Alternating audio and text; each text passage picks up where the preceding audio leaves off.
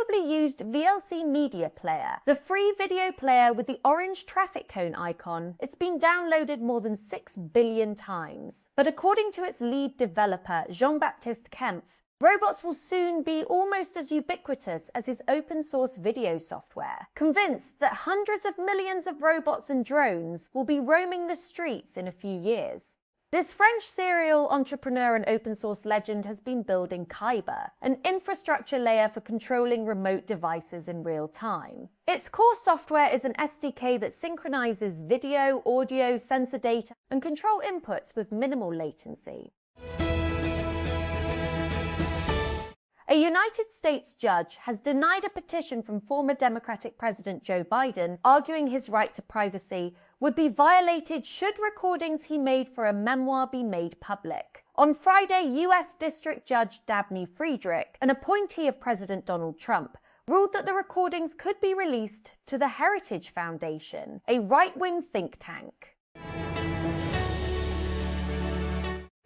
The federal government has withdrawn all fuel conservation and additional austerity measures introduced since the 9th March 2026, following Prime Minister Shehbaz Sharif's approval. According to a notification issued by the Cabinet Division, the decision follows a sharp reduction in petroleum product prices announced by the government on Friday. The United States showed they could win without Christian Pulisic, beating Australia 2-0 to reach the World Cup round of 32. But coach Mauricio Pochettino is hoping his talisman will return for their next fat match. Pulisic missed Friday's Group D clash in Seattle with a calf injury sustained in the USA's opening win over Paraguay, leaving the co-hosts without their most influential attacking player. Last Friday, citing unspecified national security concerns, the White House ordered Anthropic to restrict the export of its powerful AI models Fable and Mythos to anyone outside of the United States, as well as foreign nationals inside the country. Shortly after, the AI giant hastily pulled the plug on both models, which have now been unavailable to anyone for a week. The episode is the first real test of whether the US government can use export controls to contain frontier AI the way it has tried, with very uneven results, to contain encryption and spyware before it. And dramatic as it may sound, how this standoff gets resolved could shape not just Anthropic's access to foreign markets, but the rule book that other AI labs will have to build around. The State Department in the United States has said that a new round of talks between Israel and Lebanon will be held in Washington, D.C. next week. The statement on Friday came shortly after Israel and Hezbollah announced a renewed ceasefire in Lebanon, where ongoing fighting has threatened to derail the US-Iran Memorandum of Understanding, MOU, to end the war. Lawmakers and pro-Israel groups have issued calls for United States President Donald Trump to ask Congress to review a recent Memorandum of Understanding, MOU, designed to end the US-Israeli war with Iran. They cite the Iran Nuclear Agreement Review Act, INARA, as a precedent. Passed in 2015, the law says any agreements with Iran related to its nuclear program must be submitted to Congress for review and a possible vote of disapproval. Canada midfielder Ismail Kone underwent surgery to repair severe fractures in his lower left leg that occurred in Thursday's match against Qatar. Last night, Ismail Kone underwent successful surgery to repair a lower limb fracture. Canada Soccer said in a statement on Friday he is expected to make a full recovery but will miss the remainder of FIFA World Cup 2026. Spain star Lamine Yamal says it is too soon for him to play a full 90 minutes as he continues his recovery from a hamstring injury ahead of the European Champions World Cup game against Saudi Arabia. It's very early, it's unnecessary, the 18-year-old said on Friday. Go's IPO, Japan's biggest so far this year, has done more than provide a much-needed boost to the country's languishing listing season. It has also supplied the taxi-hailing app with the capital required to address an existential issue. Japan's shortage of drivers, which went public Tuesday, plans to use the 88.6,553 million forint raised in its IPO to expand its robo-taxi business and make acquisitions, according to a company spokesperson. The United States advanced to the World Cup knockout stage with a dominant performance against Australia on Friday, an early own goal and a simple header from Alex Freeman giving the co-hosts a comfortable 2-0 win. Just as they had in their 4-1 victory over Paraguay, the US forced an own goal to open the scoring, with Cameron Burgess the unfortunate defender. Iran's deputy foreign minister says Tehran wants to continue the diplomatic process with Washington if the United States is serious about respecting their agreement and ensures Israel abides by the terms of the Memorandum of Understanding, MOU. We are ready to move forward step by step if the other party demonstrates the same seriousness, Saeed Khatibzadeh told Al Jazeera Arabic in an interview on Friday. One Palestinian child has been killed every day on average for more than 8 months in Gaza since a so-called ceasefire with Israel was announced. The United Nations Children's Agency says UNICEF describes the truce as a cruel and deadly illusion as Israel continues to attack the besieged enclave. What's the most cliched possible gift you can give a relative? A digital photo frame, displaying a rotating slideshow of family photos. Now Aura has completely refreshed this product space with its gorgeous Aura ink frame, which uses e-ink to create a display that doesn't even look digital. Digital frames have always been so popular, yet mostly disappointing, because there's an undeniable allure to the idea of them. It feels like magic to imagine hanging artwork on your wall that you can change depending on your mood. In practice, these devices usually look clunky. You need to plug them in and figure out how to hide a bulky cord. And does anyone even want another bright screen in their home anyway? This problem was already on the Aura founders' minds when they started the company 10 years ago, but colour e-ink wasn't feasible until now to use in a digital frame. Norway's government says it plans to ban all trade with Israeli settlements in the occupied Palestinian territory and has announced consultation on a proposal for a new bill prohibiting such transactions. The Israeli settlements in Palestine are in breach of international law. Minister of Foreign Affairs Espen Barth Eide said in a statement on Friday. A 68-year-old pétanque player has died after allegedly being hit with a metal ball during a dispute with a rival team in the French Atlantic resort of Mimizan. The man was reportedly struck after an argument broke out between one team that regularly plays on the beach and another that plays in town.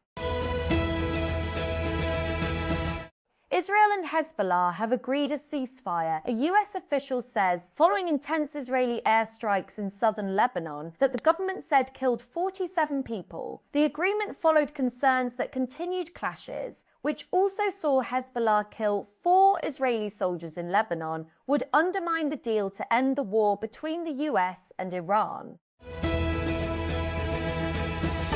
17 medics have died from Ebola in the Democratic Republic of the Congo, DRC, as the death toll surpasses 200 in an outbreak tearing through a health system already weakened by years of conflict, displacement and chronic organization. WHO official confirmed the death toll on Friday and said that 75 healthcare workers had contracted the virus since Congolese authorities declared the outbreak on May 15. British Transport Police are responding to reports of a collision involving 2 trains in an area north of London, with media outlets saying the major incident had resulted in multiple injuries. We're responding to reports of a collision involving 2 trains in the Bedford area, referring to a market town about 56 miles, 90-kilometre force, said 90 kilometres north of the capital. In Israel, there is fury from government ministers over the agreement United States President Donald Trump has signed with Iran. US Vice President J.D. Vance offered a sharp rebuke in response. British Transport Police said on Friday that it was responding to reports of a train collision north of London, with other emergency services saying they were attending to the incident amid media reports of injuries. We're responding to reports a collision involving 2 trains in the Bedford area, the Transport Police Force said on X. referring to a market town around 56 miles 90 kilometres north of the capital. The National Cybercrime Investigation Agency, NCCI, has arrested 5 people and 4 workers at mobile phone franchises for their alleged involvement in an illegal SIM issuance network operating in Lahore. The raid was carried out on the instructions of Muhammad Ali Wazim after the Pakistan Telecommunication Authority lodged a complaint and investigated technical evidence linking the suspects to the scheme. Investigators. Train services on the Attock-Mari-Indus-Multan railway section were temporarily suspended on Friday after heavy rainfall triggered a landslide between Jamaat and Chab railway stations in Attock's Jan Tehsil in Punjab, blocking the track and leaving passengers stranded. According to an official of the track maintenance department, mud and debris fell onto the track following the downpour, prompting authorities to suspend train services as a precautionary measure. One train was reportedly stranded near tunnel number 129, while the 202 up passenger train was halted at Jamaat railway station. The US government says it will stop funding programs in South Africa intended to tackle the spread of HIV and AIDS, linking the decision to the government's alleged failure to protect the white minority Afrikaner community. South Africa's health ministry responded by saying that though it had not been informed of this decision, it had long been working on a self-reliance plan. 2 men have been jailed over a series of arson attacks targeting property belonging to British Prime Minister Keir Starmer. The pair, Ukrainian-born Roman Lavrinovich, 22, and Stanislav Karpiuk, 27, were offered money to carry out the attacks by a Russian-speaking figure using the name El Money via messaging app Telegram, according to prosecutors. Artificial intelligence education now starts at the age of 6 in China. The Ministry of Education has rolled out new guidelines to teach AI at every grade level. For President Xi Jinping, AI is a priority. Will the toddlers of today be the tech titans of the future? This is a story from the archives. This originally aired on September 18, 2025. None of the dates, titles or other references from that time have been changed. Diplomatic row between United States President Donald Trump and Italian Prime Minister Giorgia Meloni has escalated, with Italy's top diplomat cancelling an upcoming visit to the US. At issue is Trump's claim that Meloni begged him for a photograph during the Group of 7, G7, meeting in France earlier in the week. Over the last several years, fusion power has gone from the butt of jokes, always a decade away, to an increasingly tangible and tantalizing technology that has drawn investors off the sidelines.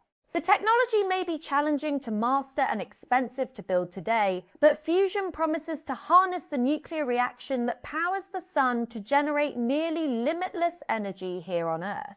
If startups are able to complete commercially viable fusion power plants, then they have the potential to upend trillion-dollar markets.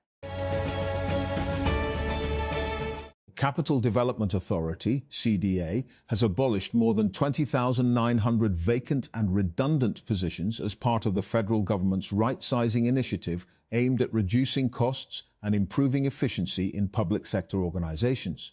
The decision was approved during the 7th CDA board meeting held on June 8 and formally notified by the Human Resource Development Directorate on June 11.